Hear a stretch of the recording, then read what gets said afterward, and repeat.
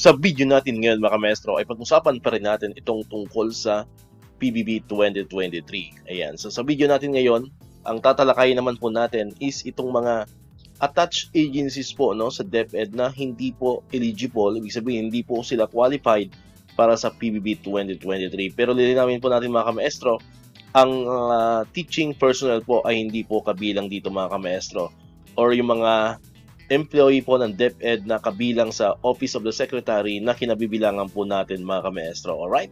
So ito po yung mga attached agencies. So alamin po natin, ano-ano ba yung mga attached agencies na yan ng DepEd na hindi po sila qualified for PBB 2023. Ayan, so kung titingnan po kasi natin mga kamaestro, pagka binuksan po natin yung PBB Secretariat, ito po yung mga opisina po under the umbrella of Department of Education. So ang unang-una po is yung Department of Education Office of the Secretary na kinabibilangan po natin mga teachers, non-teaching personnel.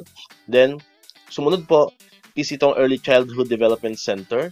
Meron din pong National Academy of Sports, National Book Development Board, National Council for Children's Television, National Museum, at ang pinakahuli pong attached agencies is yung Philippine High School for the Arts. So dito po mga kamaestro, mapapansin po natin, meron po tayo din 7.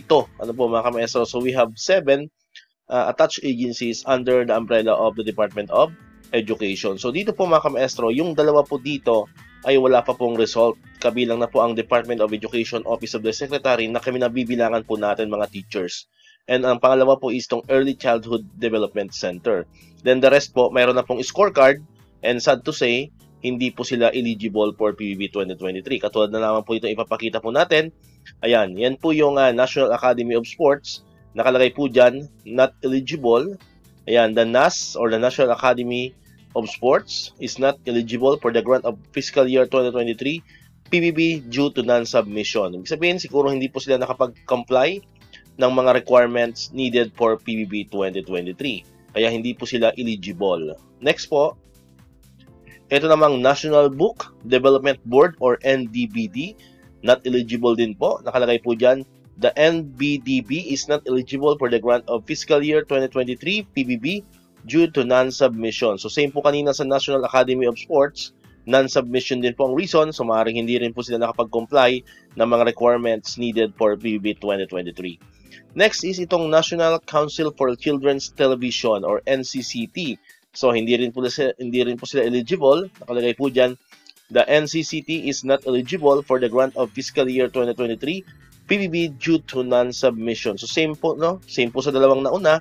Non-submission din po ang reason. Ibig sabihin, hindi po sila nakapag-comply ng mga requirements needed for PBB 2023. Next naman po is itong National Museum of the Philippines. So, makikita niyo po dyan, not eligible.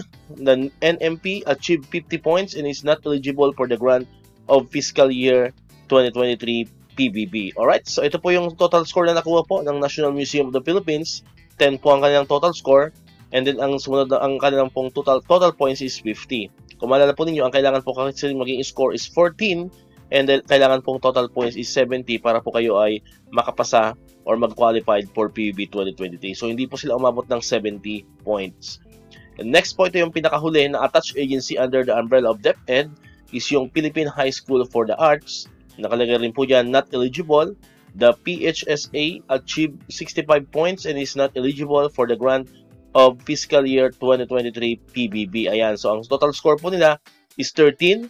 So dapat po kasi ito ay 14.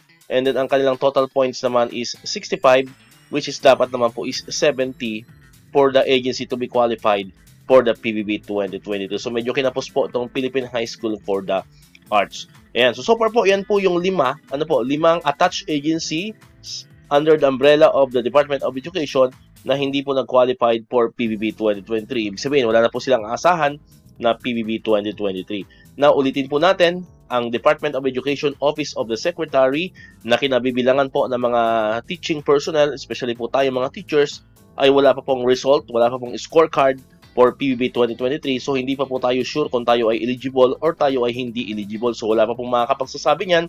Antayin po natin ang magiging result po. Antayin po natin na lumabas ang ating scorecard para po malaman natin kung ang DepEd Office of the Secretary na kinabibilangan po ng mga kaguruan ay eligible for PBB 2023. So hopefully po ay nalinawan po kayo kasi marami po nagtatanong kasi doon sa nauna nating video na kung baka daw hindi na rin qualified po ang DepEd, especially po mga teachers. So wala pa po, no? Hindi pa po natin alam mga kamaestro. Alright, so antabay lang po kayo sa channel natin. Pag may mga bago naman pong update ay agad po natin yung ilalagay dito sa ating channel. Ayan, so dito ko natatapusin itong ating video ngayon mga kamaestro. Kung di ka pa nakakapag-subscribe, click mo na ang subscribe button dyan para ikaw yung unang nakapanood ng mga videos na na-upload natin. Katulad ito, yung mga updates pa rin about sa PBB 2023 na other benefits ng mga teachers and government employees. And syempre, click mo na rin ang notification bell button para manonotify ka, always updated ka pag may mga bago tayong uploaded na videos. Sa muli, maraming salamat sa inyong panonood at pakikinig. Once again, El Maestro, see you on my next vlog. Bye-bye!